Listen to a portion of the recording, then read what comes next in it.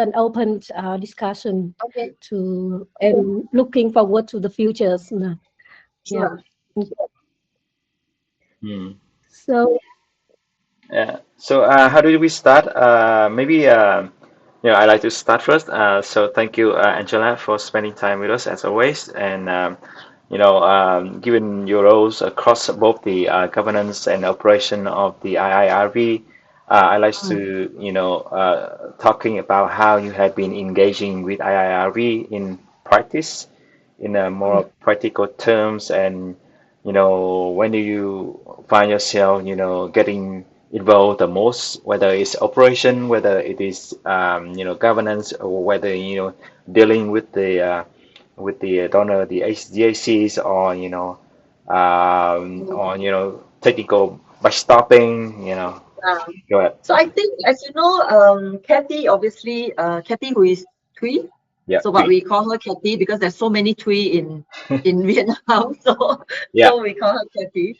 So Kathy is the country director for us in Vietnam, and she's obviously also the one managing the program.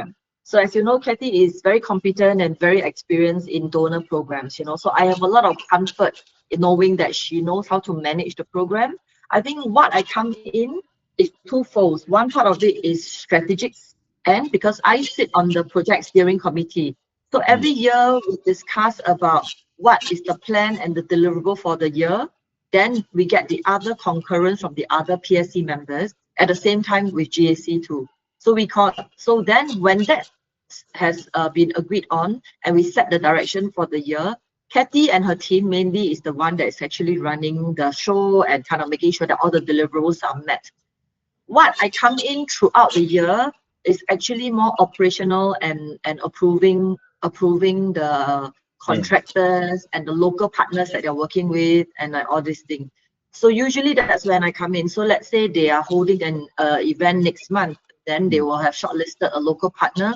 Then they will send to me about these are the five that they have looked at. They decide to go with this mm, one. So that's comparable, and I know that it's a fair value that we're getting for the program. And mm, also then after that we approve, I ask my questions and all this, and then they come and then they will start drafting the contract. Then we make sure that legally we are protecting both the donor as well as the company in terms of and having very, very clear deliverables on what needs to be delivered at what time and all this. We always make sure that a lot of the work that when we're engaging with local partner is it is very milestone based. That means mm, we need them to deliver something before we pay. And mm, even that, like let's say for an event, right? We also even ask for them to meet a certain satisfactory feedback mm, before we actually pay the thing. Because we don't want it to be, I don't run programs like just like a checklist. mm, mm, It's mm, not like there is something, let's say they want 3 events, we'll just do 3 events. Usually we will do the 3 events, but we will also see how does the 3 event help the work and all mm, this and how it all kind of measures. We don't want to just do it just because the donor program say you're doing an event. And then even if 2 person turn up, is considered we help an event. That's mm, not our point. Our mm, point is it's always meant to be successful and feedback needs to be good. And we will only pay the local partners if we actually get the good feedback that this is actually fulfilling the objective of the meeting or the event. So I mm, think that's what we have always told ourselves to do because we have always pride ourselves as we are able to leverage the donor funding to mm, bring in more things. mm, So again, it's not like so I think that's when I get involved and then we kind of negotiate and we kind of go down the price and all this and then we make sure that if we are also Kathy's team update me when there's certain challenges. Let's mm, say sometimes certain local partners mm, were too slow or they are not good in they don't like the deliverable. mm, It has happened when we will then stop the work and then we either hire another consultant or we do it ourselves, that kind of thing. mm, So that we make sure that we actually deliver that high quality product that is under the program. mm, mm, mhm. I mm, think the work is twofold. One part is more strategic, the other part is more like a you regular mm, operation depending on mm. what the activities that they're involved in at that point. Mm. Yeah, I find sometimes I find that it's a bit challenging to stay in one countries like Singapore and then managing the programs from So afar. it's But just yeah, different how do you mindset. Like, how do you cope with that? no, Managing I the think to day. be fair, I have a The weekly call with Kathy. Yeah. I have a weekly call with Kathy. I just had a call with her this morning. That's why I know it's very cold in Hanoi now. So So every week she will update me on the different challenges and like all this. And actually last week she and her team is actually down in Singapore too. So Okay. we do actually meet them regularly face to Mm, face too. mm, And I think when the Canadian minister was in town earlier this month, our CEO also went up, and all this. So I think we try to at least keep the constant thing. yeah.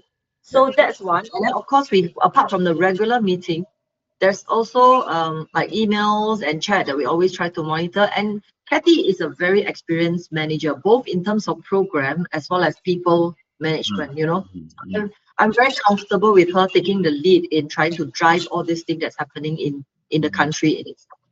Yeah. So moving beyond the operation, then, how do you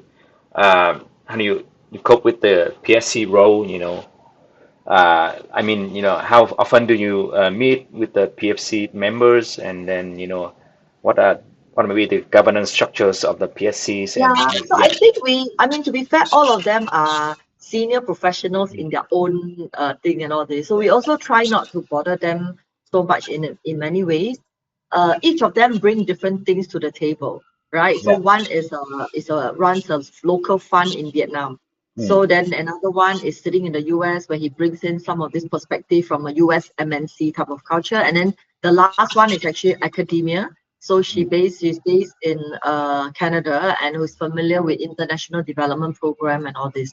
So I think all of them bring different things to the table. When we meet once a year to agree on the work plan for the new year, I think we get all their inputs and we hear what they would like to see and all this, and then we kind of frame it in the next year to go. But once that is set, during the year, we usually will only get in touch with them if there are certain things that we feel that they could contribute to, mm, because it is meant to be steering the overall strategic plan. So, mm, like, let's say Tien, who sits in Ho Chi Minh and is very into investment and all this thing, if we have certain events that is relevant to that we want to hear about investment and all this, then we might get him to sit on the panel and kind of discuss about his expertise and all this thing.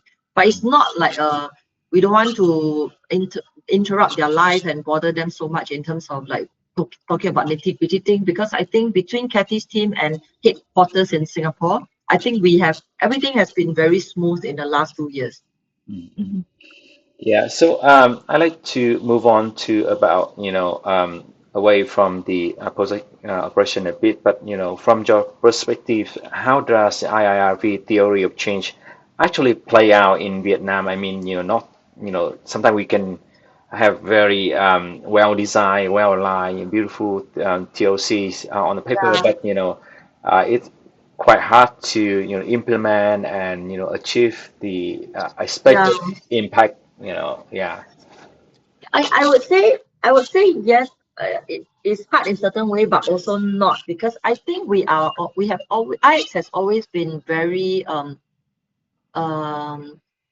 like we try to change with what we learn from the field, right? So even though this could be something that we wrote the concept and the first paper now 3 years ago, but Mm, when we start doing work in the field, if there are certain economy and geopolitics issues and all this that create some challenges, we will change it accordingly. Like it has happened many times now. Like last year, like 2 years ago, we started doing a lot of different training, and mm, then we realized that what the small SME need, the training of what we do at investment readiness, they actually mm, may not even be ready up to that point. mm, So then what we did is we decided we need to actually have that kind of training that is more suitable for the size of the company. And then maybe for the even smaller company, at least we educate them in local languages, tweak everything into Vietnamese, mm, where especially when we go out to the provinces and all this. So we change it accordingly. And then if we decide that's a better way to do the outreach, Kathy will then talk to GAC and get their approval, mm, like what we do now. So we want to be flexible in terms of making sure that we drive the highest impact, and mm, not just because it is based on a blueprint that is written or a theory of change that has been written 5 years ago, and mm, we try to follow it even it's not. Like this morning, Teddy was just updating me that we're thinking that next year we might do a policy forum, even though it's not within mm, the Mhm. donor program originally. But after 2 years of doing deep work in Vietnam, we mm, realized that there's a lot of things that we can share that's happening in other countries in South and Southeast Asia that we Mhm. can try to try to get the Vietnamese government or the Vietnamese corporates to learn from, and so then it can be just for information and all these things, because they may not have heard it in Vietnam, but we have rolled out similar things in Bangladesh and in Indonesia and the Philippines and all this. So we can do it like a learning thing and share the knowledge and all this. So these are things that we are not asking for more money, but it's just what we feel is the right thing to do for the program to have more impact, in that sense. Then we will try to implement it. So how many times have you updated the theory of change, and that those update change treat I don't think change the the core theory, okay, go I ahead. don't think we change the core theory of change. Okay. I think it's more the activities that drive the theory of change that sometimes changes or maybe is updated to fulfill that, to make sure that we reach it.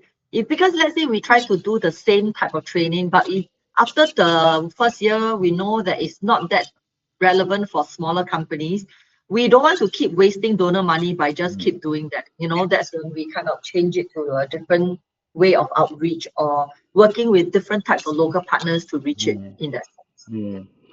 So you mentioned about changing the activities, which is uh, in terms of implementation, what might have been the hardest, the most challenging, even those you have very well structured, well designed activities, but when it comes to implementation or the hiccup or so what may be the most challenging, in terms of the implementation? Honestly, Yes. I think it's the local government approvals that is the most challenging in Vietnam. Yeah, Because Kathy was we were talking about IIRB did not get the project approval from yes, the I government. Yeah, but which is fine. I think we got yeah. around it. But like if you think about a country like Singapore, Mm. to hold an event, you literally don't have to bother the government. You just get the hotel and you can just hold it. But in Vietnam, it's different, right? So Yeah. you need to get a permit. And then especially when we want to invite overseas speakers, we need to clear their CVs and all these things. So everything adds more time into the planning. Yeah. So I think what Kathy has done very effectively is we got good local partners, Mm. like local partners who are quasi-government and all this, who can help us with the local planning, so they can get the approval and the permit and all this. And we're happy to do that because we also want to make sure that the working and the partnership also work with local like companies, and not just all foreigners and all these things. Mm. Mm. Yeah. The getting used to all the permit and all this is just adds a different layer of logistics to event and all this. Mm. So regarding the challenging implementation, so what assumption was uh, right at the first, but it need recalibration as you move forward in. Yeah. What do you mean? Like, so it means that, like we work, then we end up working with more local partners Okay. instead of us kind of planning the thing. So we end up working with some good partners. Even when we got to the provinces, they found good local partners that has the outreach to SMEs and all this, to MSME and all this, that we can actually work with directly. So we're very happy with how the program is progressing, because I do Mm. think that Mm. apart from the big companies in the two major cities, Mm. the program has also allowed us to reach a lot of the smaller provinces, Mm. like Ninh Binh and like all these places, they can actually they end up going and conducting workshops to teach the local SME how to get investment ready or measure the impact and all this things. Yeah. Yeah. So you earlier you touched upon a bit on your PSC role. So can you recall moments where the governance discussion that actually changed the course of the project implementation? Actually, I think the committee is very cohesive. I Mm. do think that they all come with the right intention. Mm. They are very excited about the program. They like the idea that we are leveraging donor funding to bring in capital into the domestic market, which we have done quite successfully. We closed about 17 million into the Mm. program so far. So they all is very happy that this is how it's going. I think at the last PSC meeting in June last year, I think That was when there were, I think all of them love the idea of the the numbers that we're bringing and all this, but I think they like GAC brought out that they would like to hear more about the impact, you know, so then that's when we decided that we will actually do a separate report, you know, which was never, again, not in the work plan, but we're happy to kind of do that, to kind of just get all the different pieces of work that we're doing and really like kind of ink down on what are the impact that we've been driving and all this. And then the committee members agreed. That's why we started preparing that and submitted it to GAC. So this is on top of the usual program reporting, you know, so that we can. So I don't think that, I think the committee members are all there for the right intention and bringing all their different expertise, because they all come from very different background, you know. So I think it's always been a good meeting where they can actually try to contribute what they know, or at least learn also from the program, and then adding their own personal expertise into what could be done differently or not, you know. So we never had anything where they didn't like what the program has done. You know, in the last 3 meetings, I don't think there was any of the meetings where they kind of said that, oh, what you have done, this activity is not good. No, I don't think so, because I think they all come from the right intention and they really like how the program has been run. So, yeah, so both in terms of the governance and what in terms of the operations. So, I like, personally, what decision, have you spent the most time thinking about, you worry about any points and, you feel that you need to make the decision to trade off, or you want to do something, differently.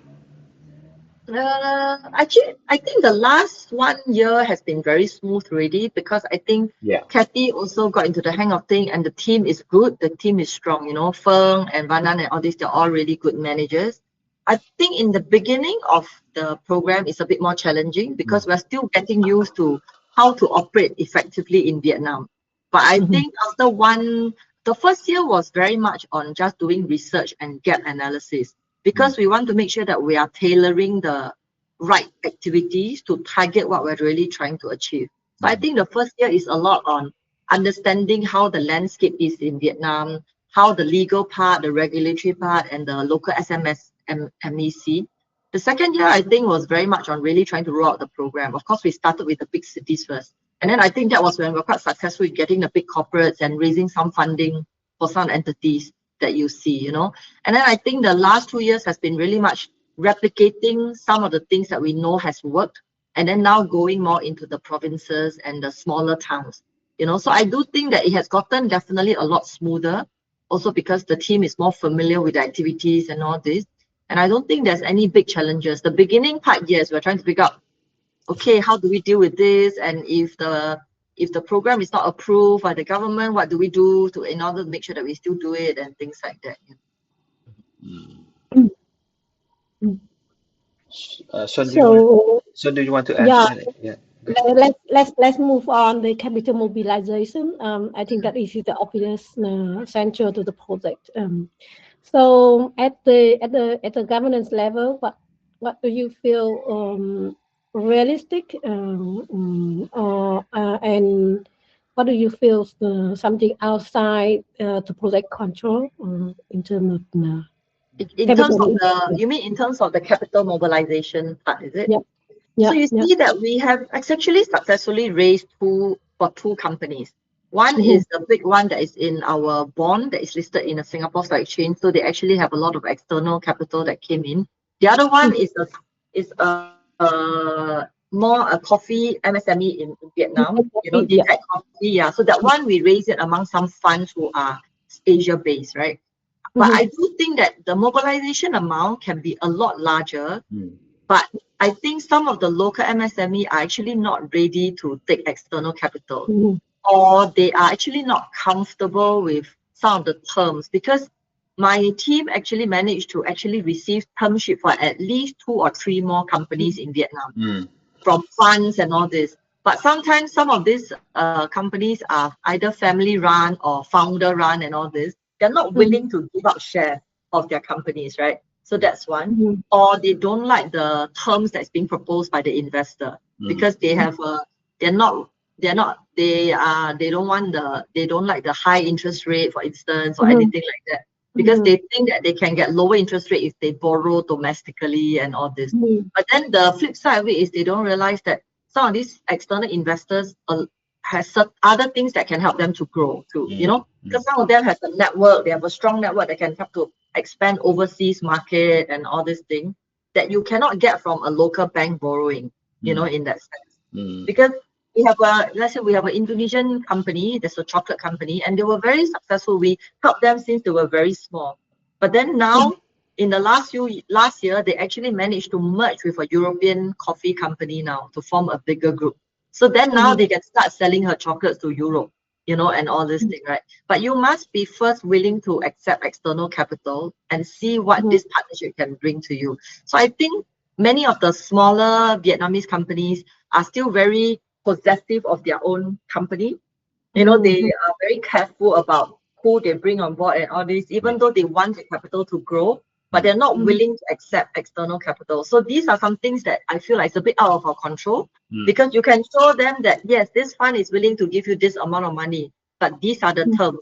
So they get the term sheet, but they're not willing to sign. So this is kind of beyond my team's control, you know. Yeah. Yeah. So, Yeah. I like to move beyond the IIRV a bit, you know, but very specifically about the IIH. You know, I know that on one side you need you have mobilized capital by issuing the bonds, and once you have the proceeds there, you know, you are under the pressure to, you know, to lend or to capitalize for the, you know, project in Vietnam.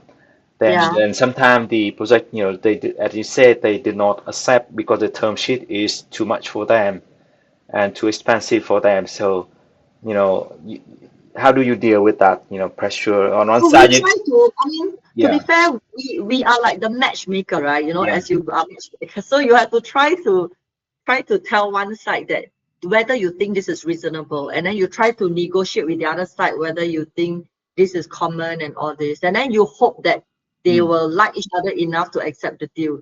But you can't force a marriage if one side still expect different things. So this is all we can do. We are just a matchmaker, right? yeah. So we can only try to refer, we try to do the outreach, we try to get them to meet investors that could be interested in their business.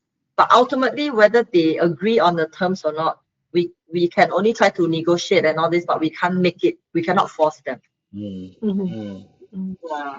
So, But at least I feel like it gives them the opportunity to talk to external investors, to learn what external investors could possibly want. Then maybe a few months down the road, maybe they're ready to yeah, really talk more if they know that this is the best deal on the table, that kind of thing. yeah. So you mentioned something that, you know, you cannot really, uh, it's really outside of the project control. Then, you know, from your perspectives, you know, what might be the real bottleneck, you know, preventing your pipelines, you know, turning into the deals and portfolio in Vietnam? As in what else? Uh, Like, like, you know, the real bottlenecks that prevent you, you know, no, concluding I the think term it's sheet because and we have starting. because our team is also based in Ho Chi Minh, right? The Yeah. team that is doing all this capital raise. So they are there. So they are in the midst of it. They are constantly going out to meet new companies and like all this. I met two of the companies at my last time that I was in Hanoi. They flew in and all this. You know, one of it is a spice company and all this. And it's great, you know, like he's very appreciative of how our team has helped him to learn about capital raise and how they now know that they can actually go out for capital raise. Mm, But they're still thinking whether they should accept the term sheet, you know. mm, So sometimes they I mean I can understand, because it's like this is your company, you grew mm, it, you know, to mm, accept someone to come into the picture is also, you have to kind of assess to make sure that it is the right fit and all this, you know, mm, and it's the right term. So I can understand it takes time. So this kind of thing our team try to facilitate. We try to make them comfortable, we try to provide that reference and try to negotiate on both sides to make sure that it's the right fit for them, you know, in that sense. So I think we do what we can, because closing the deal, it helps them to grow, and it's also help us to kind of see our role and our value add in the whole system in that sense, right? mm, mm. I like to change the subject a bit and looking at the IIRV from the perspective of operation and value for money angles. So which part of the IIRV give you the biggest return for your efforts and result that you have put in? Uh, I do. For me, I feel like the capital mobilization part is the biggest thing Okay. that we can do because I'm sure you guys evaluate a lot of programs, right? And I can Yeah. also honestly tell you, I'm sure you don't have any program that brought money into the program rather than just spending money. Mm. Almost 99% of donor programs is just about spending the money, right? Yeah. Doing an event, doing a training, publishing a paper, that kind of thing.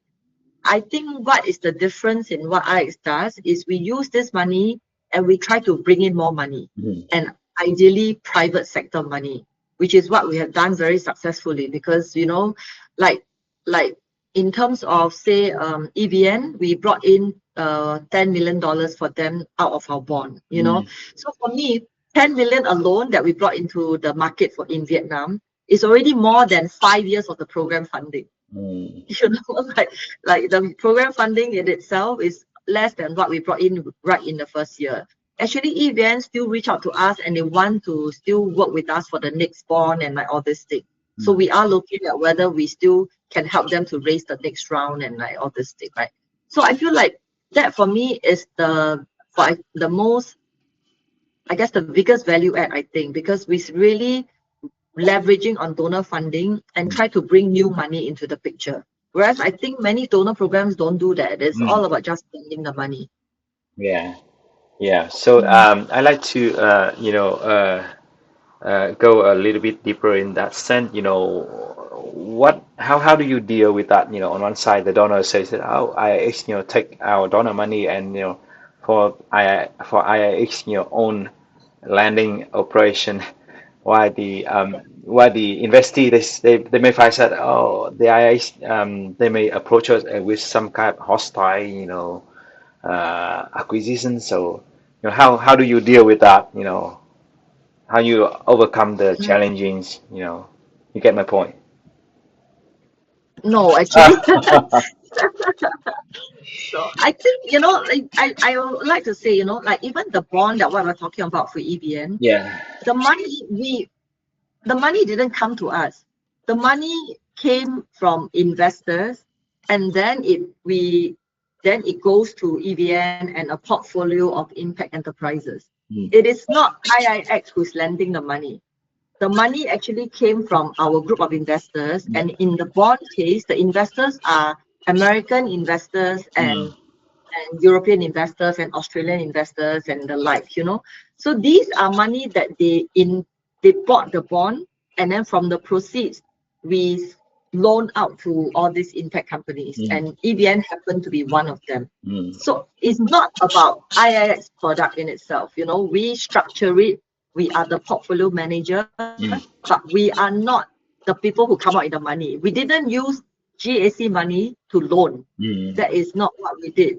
The money came from bond holders Mm. who are from outside the donor. They are not donors at all. They are real investors who owns pension funds and so the money is not from GAC that we use to invest. GAC is just facilitating and helping the to make sure that we target Vietnamese entities so that we give Vietnamese entities the opportunity to participate in the bond. Mm. Yeah. Mhm. Do you So, get what I mean? Does that answer your question? I'm trying to. yeah. So which activities take a lot of your efforts, but don't always deliver much of the value as you expected? Mm, I think the value is intangible, to be honest. When is like the bond, Mm. it's a lot of work, but when you see the millions of dollars coming in, you feel that it's very rewarding because the real money went in. Mm. So the other things that we do, like impact workshops and all this into all these provinces and all this, it is a lot of work because you are going out to all these provinces and kind of do that. But And these companies who are much more smaller and nascent, they may be a good number of years before they can actually be ready to raise capital. So I don't think we can see the immediate effect. But what I would like to think is that it get them, if you see the feedback form, it's always very good feedback because they are glad that they actually even got the opportunity to learn about how you measure impact so that it will help them in terms of their next stage of growth. They may not be ready now, but maybe in 2-3 years time, maybe they can. And I hope that we can be there when they're ready to raise capital in that sense, right? But right now, if you really quantify the amount of effort we go in to run all these workshops and all this, there is no tangible financial gain from this because it is just education and outreach, right? Yeah. Okay. So you have So okay. yeah, So about the operation efficiency. Yeah, if you had to cut off to about 20-30% of the budget, what would you would cut first, and what would you protect at all costs? I would honestly, I will maybe reduce the number of workshop outreach or maybe change it to online, if it makes it more efficient because doing it in person and all this is a lot, could be more logistically more costly, Yeah. in that sense. But then I think it still beats because when there are more local companies and smaller companies, I think they like the idea that someone is sitting there explaining to them how to do the platform and all this thing. When you do it online, the participation is different. It's like you don't but so that is something that we might change it accordingly, in that sense. Um I think the thing that I would still definitely feel that makes the difference in the thing is definitely still all this outreach and the capital mobilization part, that I think is the key difference in our program versus other donor program because it's not about just publishing another research paper or anything like that. It's really trying to see how we can actually create value by bringing in private sector capital.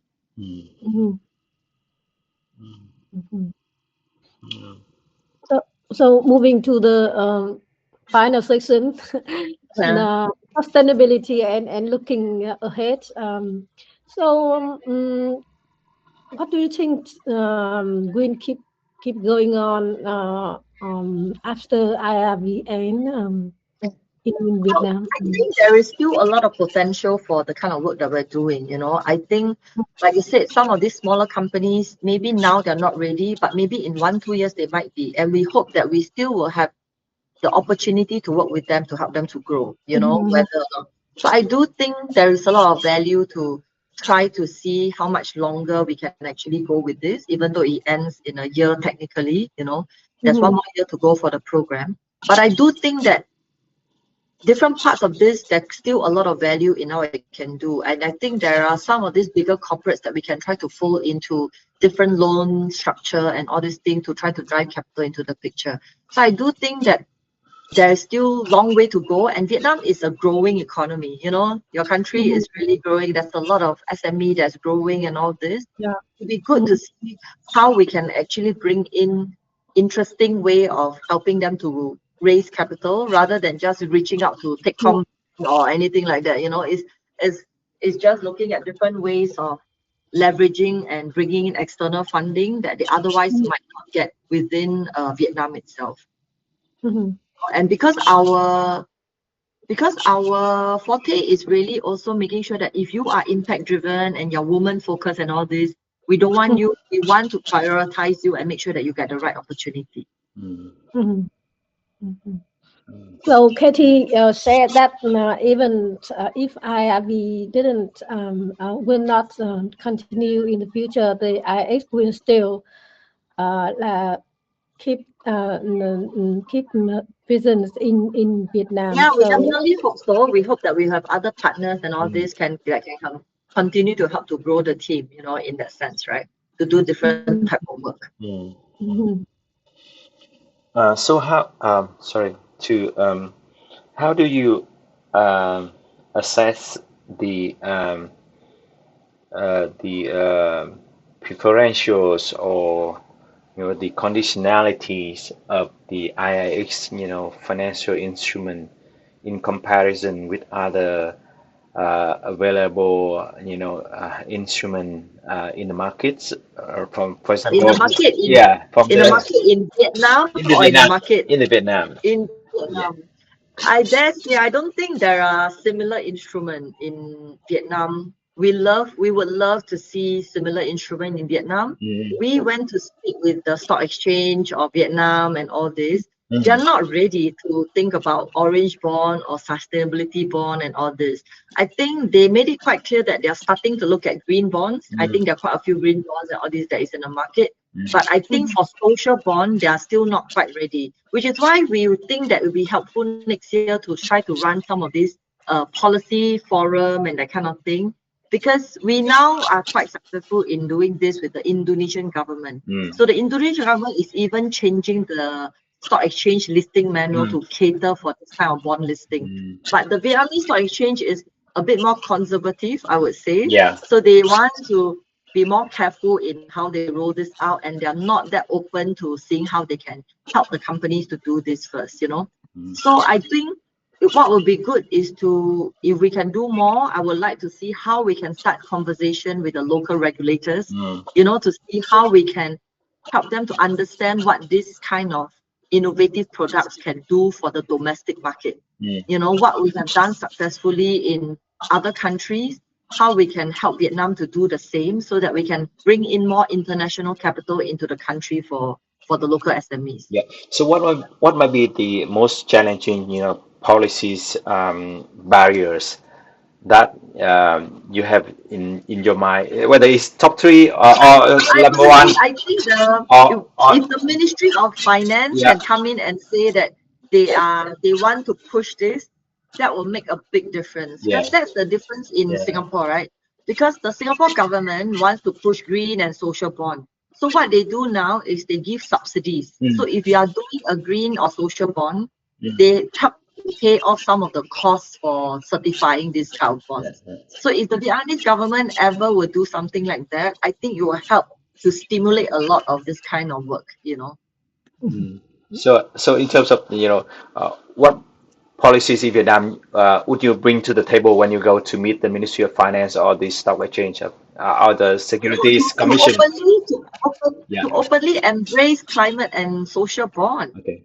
They need to kind of say that they, you know, like that will make a difference, and to tell them that, and to tell the local corporates that they want them, they will help them to make sure that they actually issue such bond, and that will make a big difference.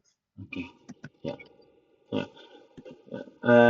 I think I've run out of the questions from my side. I don't know whether Sun, you want to ask Angela anything? Yeah, as always, we have always the last question that that if that if anything important about how this project work, no, mm, like is there anything that you would really want to share with us to understand probably about this project, so it doesn't get missed in the report?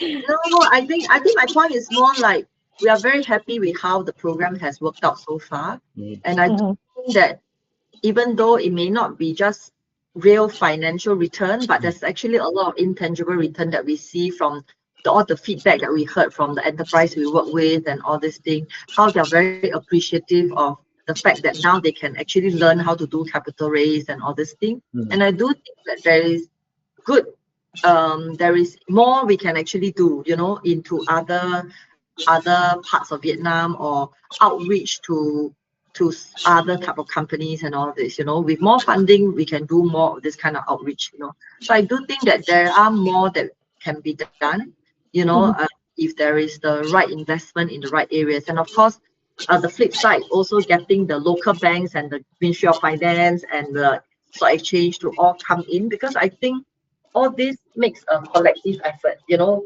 Just one side, private sector, is not enough. mm. But if the government also step in and regulation also step in and all this, then private sector will think, oh, we should do it too, because the government think it's a good thing that we think about this and that kind of thing, right? mhm. Because private sector will not do anything if sometimes they will not do anything until the government say you have to do it. Because why would anyone incur cost to report on climate or carbon if it's not because the stock exchange insists or your buyers want to see such report, you know? So there needs to be a motivation on trying to incentivize private sector to do good. Okay. Yeah. Yeah, thank you very much from my side. Okay. You have answered all my questions. No, really nice talking to you guys, and I hope you have all your things. But feel free to let us know if you need more questions because Yeah. you will know how to reach our team. Yeah, thank you a lot, Angela, for your time. I know that the questions are not maybe not comprehensive enough, so we may follow up with you and Kathy and the teams for more follow-up questions. We want to make sure that we understand it, everything correctly for the things that we have done. Yeah, Okay, great. thank you, Angela. For Okay, yeah, bye. Have a good afternoon. bye, Yeah. bye.